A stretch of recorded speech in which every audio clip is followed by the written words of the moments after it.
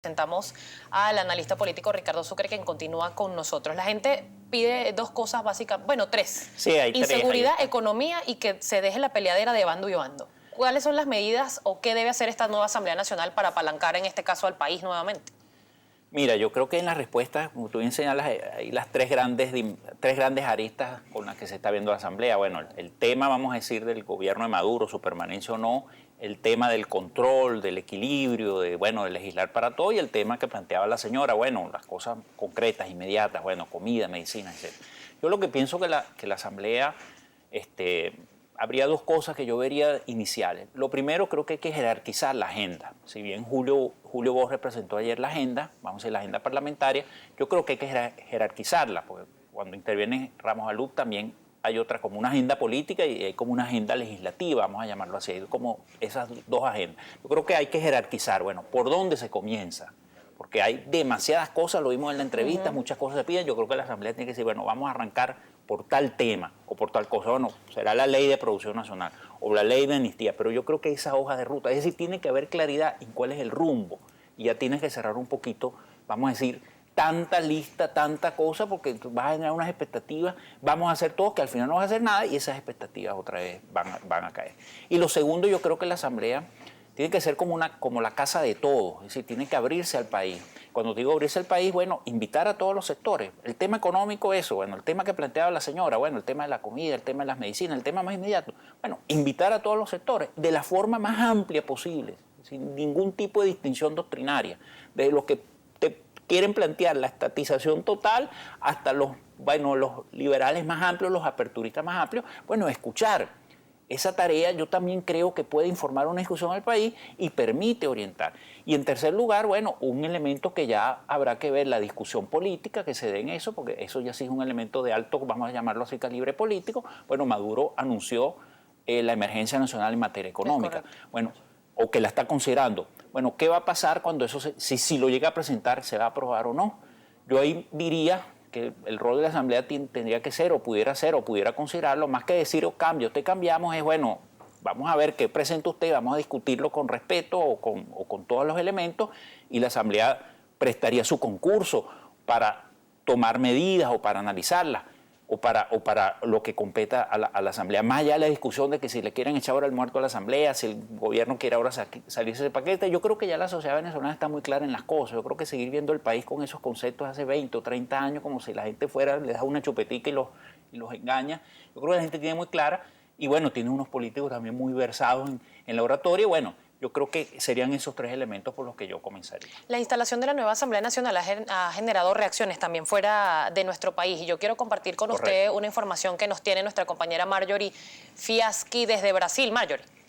Así es, Estenis, y para nuestro entrevistado Ricardo Sucre, analista político, pues el día de ayer salió publicada una información en prensa internacional, en el país de España específicamente, sobre pues una carta que envió el ministro de Relaciones Exteriores de Brasil al presidente de la República, Nicolás Maduro, y pues ha dicho que no hay lugar en la América del Sur del siglo XXI para soluciones políticas fuera de la institucionalidad y del más absoluto respeto a la democracia y al Estado de Derecho. Este texto es una crítica inequívoca a la tentativa del chavismo de impugnar judicialmente la toma de posesión de diputados de oposición, así como la creación de un parlamento paralelo, según lo refleja la información publicada en el país de España. Ahora, la pregunta para usted es, ¿cuál es la lectura que le da ya ante toda esta situación? Pues no nada más Brasil ha fijado posición en torno a la toma de posesión de la nueva Asamblea Nacional. Estuvo de visita el expresidente colombiano Andrés Pastrana, un representante del Senado de México, y también una carta que fue publicada, que fue firmada, mejor dicho, por algunos partidos políticos españoles pidiendo el respeto a los resultados electorales. Mira, en general creo que la comunidad internacional, bueno, tiene una observación importante sobre Venezuela. Creo que en la línea de la información que has leído, en el sentido que nada fuera de la Constitución y lo que establecen las normas constitucionales. En el caso concreto de Brasil, yo me atrevería a decir que ya hay un mensaje a los dos sectores, un mensaje del gobierno y un mensaje de la oposición. El mensaje del gobierno quizás sea por la decisión del Tribunal Supremo en el caso de los 4 diputados del Estado Amazonas, que yo creo que es una decisión incorrecta, que no procede. Es decir, bueno, ya los abogados constitucionalistas han analizado el fondo, incluso me atrevería a dar como un elemento más, si tú ves el Canal 8 está haciendo como una suerte de hemerografía de lo que son vamos a decir, los contenciosos electorales en el Amazonas, y en una de las noticias que publican del año 2000, bueno, la sala electoral de ese entonces justamente decidió lo que parece razonable. Tú no puedes desproclamar a unos diputados, es decir, anular o suspender, aunque sea temporalmente, la elección por la cual votaron los electores. Entonces creo que ahí hay un mensaje en el sentido, bueno, miren señores, estos unos diputados que fueron elegidos por el pueblo, esos diputados fueron proclamados, hay un artículo, el artículo 200 de la Constitución que lo establece, y bueno, ¿cuáles son los procedimientos? Yo diría que ese es un mensaje para el gobierno con este ejemplo. Pero también creo que hay un mensaje para la oposición. ¿En qué sentido? Bueno, en el tema que se está planteando.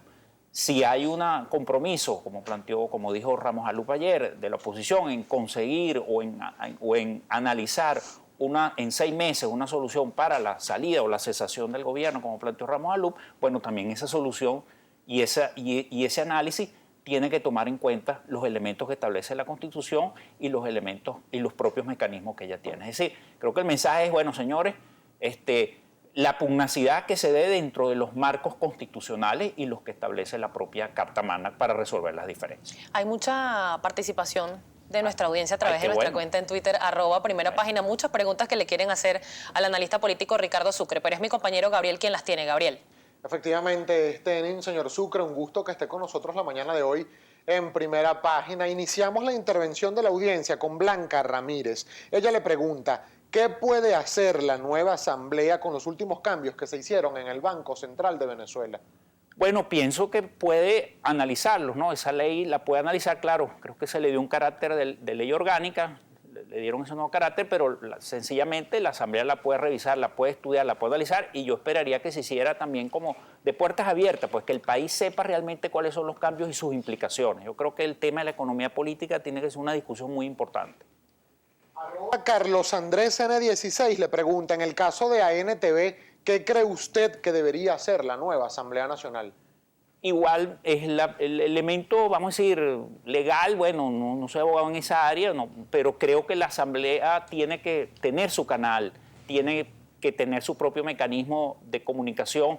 Creo que el paso de que los comunicadores, los profesionales de comunicación puedan estar otra vez en la Asamblea, lo que vimos ayer preguntando a políticos, esa especie de igualdad democrática, republicana, yo creo que es sana, y pienso que sencillamente la Asamblea tiene que gestionar tener su medio de comunicación.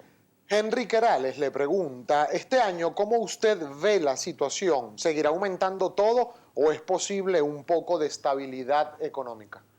Oye, pensaría que todo apunta a que la cuestión vaya aumentando, pues no sería la respuesta que me gustaría dar. Ojalá podamos sí tener la madurez y la altura para poder lograr la estabilidad que pide el tuitero y que comparto también su deseo, pues.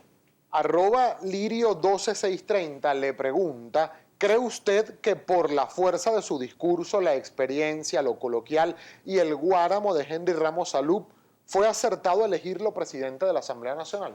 Mira, honestamente, si tú me preguntas, yo hubiese preferido a alguien más contemporáneo a mi generación, Julio Borges, pero en todo caso creo que Henry Ramos ayer llevó bien la sesión, creo que siguió sus procedimientos, creo que lo hizo con mucho tacto, me pareció bien que convocara sesión hoy, creo que una disciplina de trabajo no creo que va a ser importante, creo que parte de la legitimidad de la Asamblea va a estar en su propia capacidad y bueno, yo creo que él tiene la experiencia y creo que ayer pues llevó bien su sesión. Por razones de tiempo tenemos chance para 2 comentarios más. Ajá. Uno de ellos lo hace Adrián Saa. Se los voy a leer los 2 de una vez, profesor, para que usted nos ayude con la respuesta. Adrián Saa dice, ¿qué opina sobre la conducta ayer de Héctor Rodríguez en la Asamblea Nacional? Y más abajo, @EEVM83 le pregunta, ¿en qué ayuda la ley de amnistía a la recuperación del país, siendo esta la bandera de la mesa de la unidad democrática? Sus respuestas, por favor. Mira, sobre lo primero rápidamente, bueno, creo que Héctor Rodríguez se comportó como el jefe de bancada, vamos a decir, minoritaria, bueno,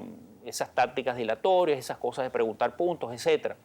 Yo creo que el PSUV pifió al retirarse del hemiciclo, ¿no? Yo creo que ellos se comportaron, vamos a decir, la bancada oficialista se comportó dentro de lo que se pudiese esperar vamos a decir, dentro de una dinámica de un juego parlamentario. Creo que pifiaron al salirse de la Asamblea por una cuestión técnica que si era el debate o no era, o podía hablar o no. Creo que el artículo 70 te da otros elementos del reglamento interior de debate. Los ciudadanos nos hemos convertido como una especie de abogados constitucionalistas sobre la marcha. Sobre lo segundo, yo creo, esa pregunta es importante, quizás habría que desarrollarla más, pero para ser concreto, yo creo que ese tema tienes que incluirlo en una dinámica de discusión más amplia, no solo el tema de los presos políticos actuales, está el tema de otras, vamos a decir, de otros momentos de la historia de Venezuela, donde también hubo lucha política, el tema, por ejemplo, la época de los 60, la lucha armada, todo eso que todavía sigue vigente.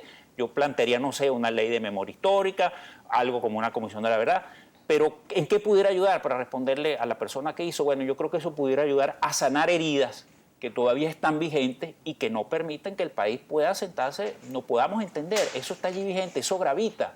Y mientras esas heridas no se cierren, tanto las 60, de los años 60, como las actuales, vamos a tener esa tensión política permanente, esas facturas pendientes o esos agravios. Entonces, yo iría más allá de una ley de amnistía para abordar eso y ver si tenemos también la altura como país y la madurez como país para cerrar o para por lo menos decirnos o procesar esas heridas que están abiertas desde los 60. Lamentablemente se nos acabó el tiempo, pero siempre es un placer conversar con Ricardo Sucre, analista político, y agradecerle, por supuesto, su compañía el día de hoy acá en Primera Página. No, Denise, gracias a ti por la invitación, a Gabriela, a toda la audiencia, al equipo y bueno, agradecido. Encantada de compartir con usted. Son las 7:59 de la mañana. Pausa. Al regreso, mucho más de este programa. Ya venimos.